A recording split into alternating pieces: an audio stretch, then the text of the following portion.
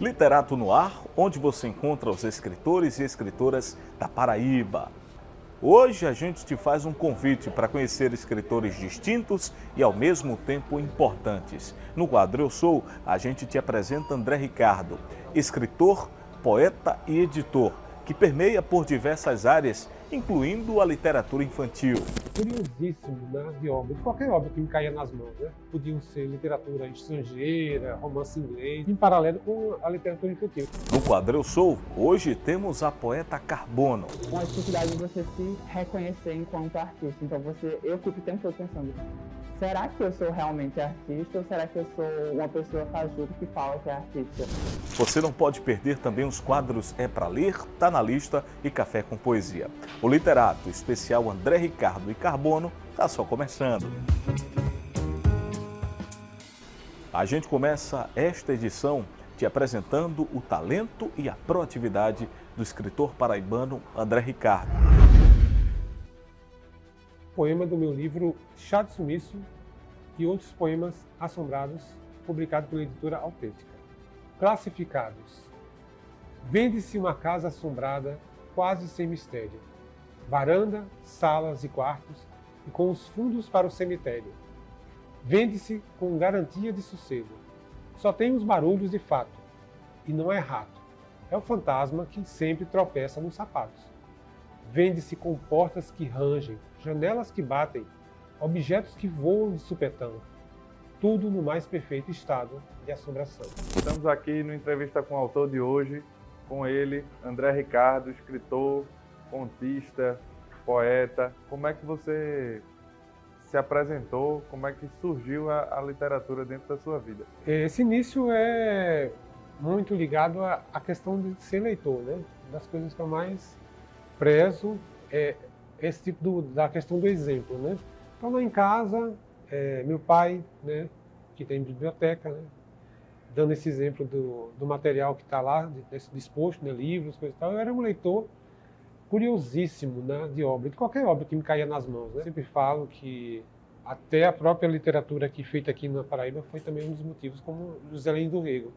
Então eu comecei lendo, lembro na minha memória mais tenra, O Menino de Engenho, e livros que podiam ser literatura estrangeira, romance inglês, enfim, em paralelo com a literatura infantil. Então, isso foi o início do que posso chamar de essa curiosidade que leva uma pessoa a querer lá na frente escrever, né? E aí a primeira publicação ela vem em 93. 93 foi o primeiro livro de poemas, que é o A Flor em Construção. Então, comecei na poesia com a flor. E aí, por onde é que você caminha dentro desse rio da poesia? Não era exatamente assim um projeto iniciado, pensado como assim, vou fazer um livro de poesia. Era um material que eu já tinha e eu tentava organizar em forma de livro.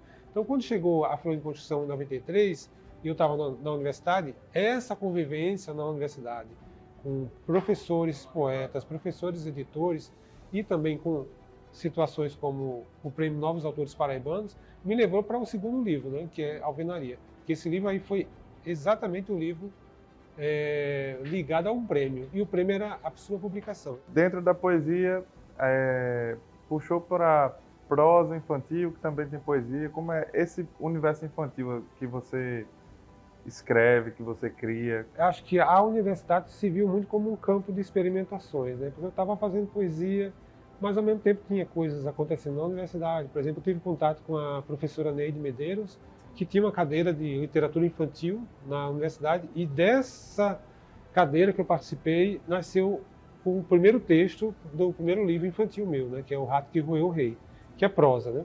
É uma prosa baseada numa lenda do flautista de Hamelin, que eu resolvi fazer uma releitura. Então esse livro, curiosamente, também ganhou o prêmio, e foi o primeiro livro infantil que foi me levando também, pela minha essência poética, para outros livros que também seriam de poesia infantil. E você tem uma obra, tanto da poesia adulta e poesia infantil, né? É uma obra pontuada com um certo vagar, né? Eu fui intercalando, né, situações, poesia adulta, aí anos depois saiu uma obra infantil. Então, 3 livros infantis, né?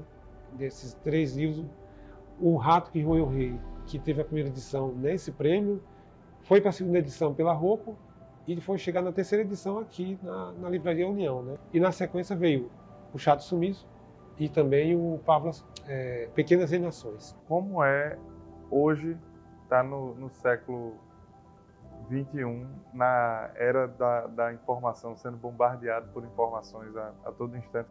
Nessa questão, para publicar nessa época, você está quase dentro de uma velocidade que você às vezes não acompanha, né? A gente meio que já vira um pouco editor, um pouco o próprio publicitário da obra, tem que divulgar a obra também. Então tem toda uma série de coisas porque hoje em dia o excesso de publicações, que é muito bom também, né? A efervescência é muito maior, então a gente tem que se preocupar também. Esse ano você estava me contando que vem uma seleção de suas obras de poemas, né? Pensei simbolicamente que se eu publiquei em 93, eu queria fazer algo que juntasse 30 anos de poesia.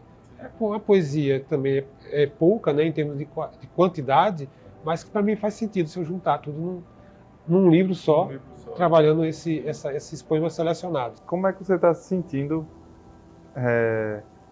relançando poemas 30 anos depois do início? Eu estou me sentindo como tentando ver uma outra ótica, né? Então, é como se eu estivesse juntando um quebra-cabeça que fez sentido numa certa época, num outro formato. Você tem o Clube de Conto da Paraíba, né?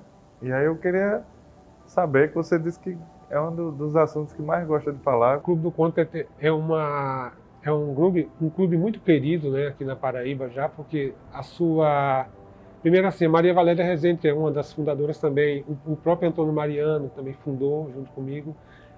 Nasceu de um bate-papo, de uma necessidade dos autores, né, encontrarem seus pares para poder discutir suas obras, ler um para o outro, nessa necessidade de diálogo, né? Então veio a nascente do Clube do Conto é muito interessante, né? Nasceu de um movimento de encontro, de café, num shopping. Você, enquanto escritor, hoje se vê no papel de editor também.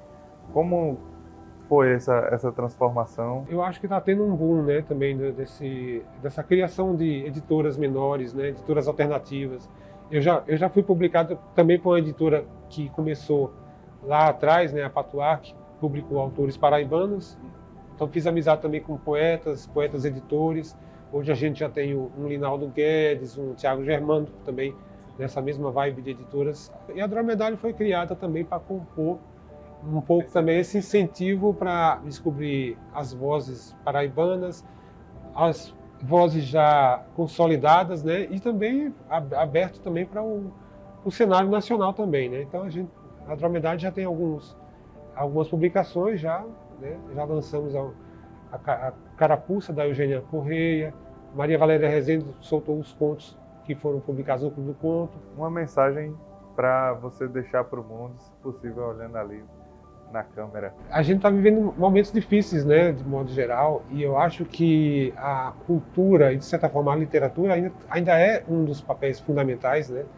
Como o próprio Antônio Cano falava, né, um direito, né, que tem que se colocar isso com muita força. Então, é necessário cada vez mais que se incentive o hábito de ler, né, e que a literatura continue tendo essa força, né? Cristiano, tá contigo. Parabéns pelo trabalho, André. E agora vamos saber o que é novidade aqui na Livraria do Luiz. É para ler.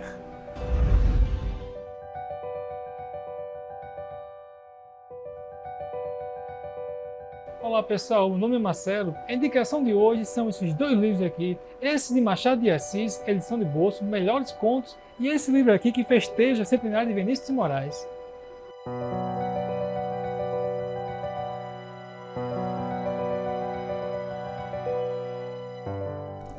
Ótimas opções. E agora você conhece a poeta Carbono. Acho que eu sou o filho da Vanusa com Pote, neto do Dito Matias e do Chico Cabeça, da Dona Eugenie e da minha falecida avó Carminha. Então eu sou meio que um amontoado de átomos, né? Um ser aparentemente inofensivo, como eu mesmo me defino, e um transativista que, por vezes, tenta também ser um cientista, acho que isso. Foi uma experiência bem interessante, porque eu geralmente escrevia mais poesia, na verdade. E o prêmio era um prêmio de contos, e foi um dos primeiros contos que eu escrevi. E o conto em específico, ele é um conto que eu misturo a contação de histórias com a personagem transexual que sonha em ser bailarina. Então era como se eu misturasse parte do que eu sou e do que eu acredito e da forma como eu quero construir literatura e, de certa forma, fosse reconhecido por isso. A literatura ela chega um pouco tarde na minha vida. Eu acho que eu comecei a ler, de fato, aos 15 anos, mais ou menos. Foi quando uma amiga minha da escola começou a me recomendar, por incrível que pareça, Machado de Assis. E eu adorei. Eu adorava Capitu, eu adorava o Brás Cubas, não sei porquê. E aquela ironia dele toda, enfim, me fez querer escrever coisas que nem ele escrevia, né? E aí foi daí.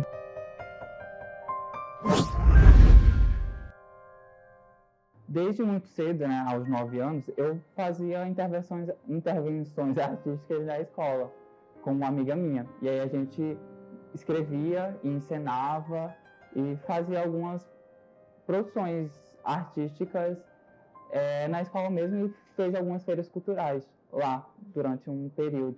E aí parte da paixão pela arte, né, ela nasceu disso.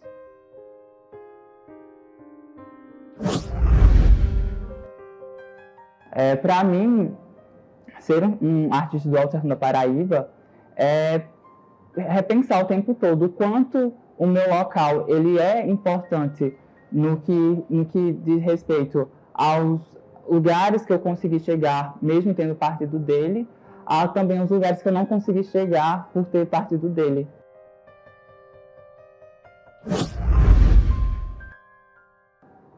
Contos de Arroz e Feijão para Matar a Fome, ele não foi de fato um livro pensado, ele meio que aconteceu. O que acontece?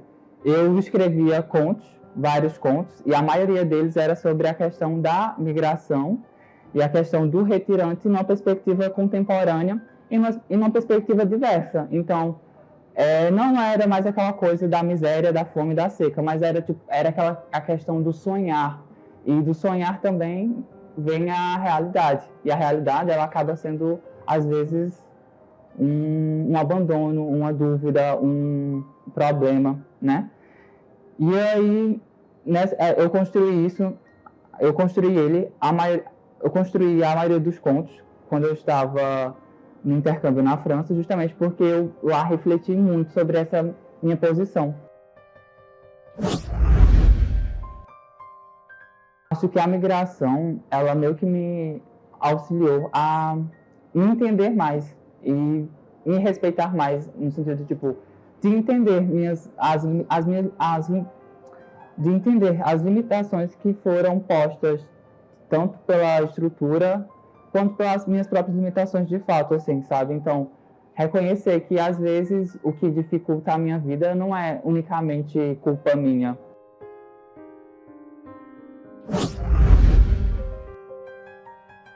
Eu espero que você goste, que você leia Contos de Arroz e Feijão para Matar a Fome e que ele mate a sua fome de alguma forma, te aqueça, te conforte, te ajude a se reconhecer e a se aceitar. Quando viu que a filha era filha mesmo, aí se danou, se assustou, não entendia. Pela primeira vez, duvidou realmente se era pai. Não duvidava da mulher, duvidava dele mesmo. Não tinha sabido ser pai. Como era possível que de seu sêmen brotasse aquele tipo de coisa? Reviveu a história, tentando lembrar em que ponto seu menino tinha deixado de ser homem para ser aquilo. Não conseguia falar a palavra. Largou as mãos na testa, pegou a peixeira, pensou fazer desgraça. Lembrou da primeira vez que pegou a filha brincando com as coisas da mãe. O jeito desengonçado com que ela amarrava o tecido na cabeça para brincar de ser mulher. E agora chegou o momento para uma boa reflexão. Está na hora de Café com Poesia.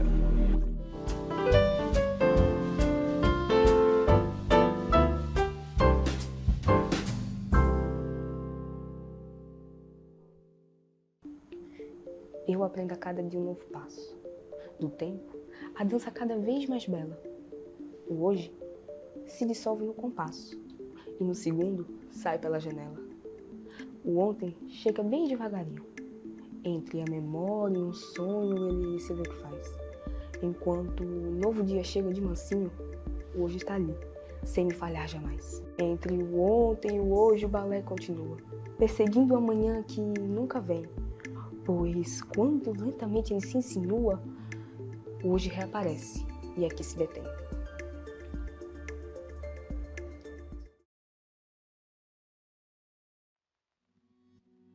Eu sou Laura Lavínia.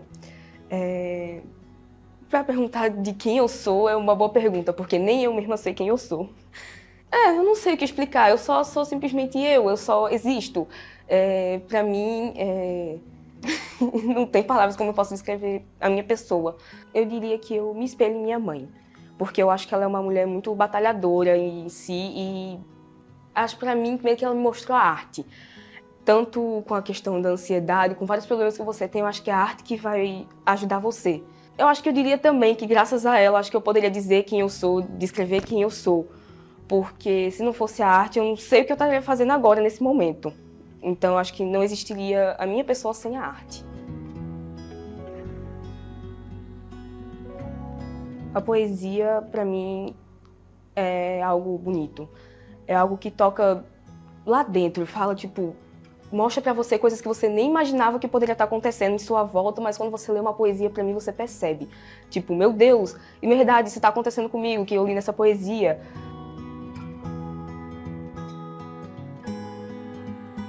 Acho que pra minha avó.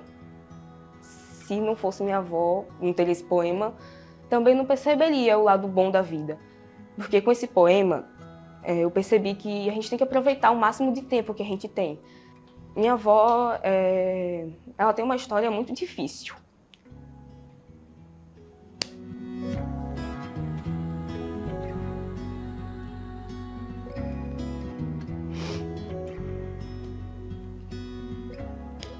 Minha avó, ela sempre estudou em escola pública e eu percebo que tudo a gente pode fazer quando a gente quer. Por isso que eu me espelho bastante em minha avó. Porque ela é uma pessoa maravilhosa e incrível. Teve tempo para cuidar dos filhos e ainda por cima ser uma educadora maravilhosa e perfeita do jeito que ela é. E agora vamos fazer conexão com ela, Sayaka Shoji, tabalista. Oi Cris, oi pessoal, pois tô de volta aqui com mais um Tá na Lista no nosso Literato e já se prepara para conferir as nossas dicas de leitura que hoje estão imperdíveis, viu? Para começar, deixa eu chamar a Beatriz do perfil Só Mais Esse Parágrafo com uma indicação incrível, olha só. Olá, eu sou Beatriz do perfil Só Mais Esse Parágrafo e hoje eu vim trazer mais uma indicação de livro para vocês, dessa vez da minha leitura favorita do mês de abril, que se chama Cartas de Amor, composto por cartas trocadas entre as autoras Virginia Woolf e Vita Sackville-West.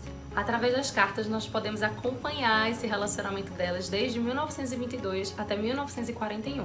Então é como se a gente espiasse realmente todos os detalhes, desde o início da amizade, então o momento em que o romance fica mais intenso, então tem partes muito engraçadas, partes muito bonitas, românticas.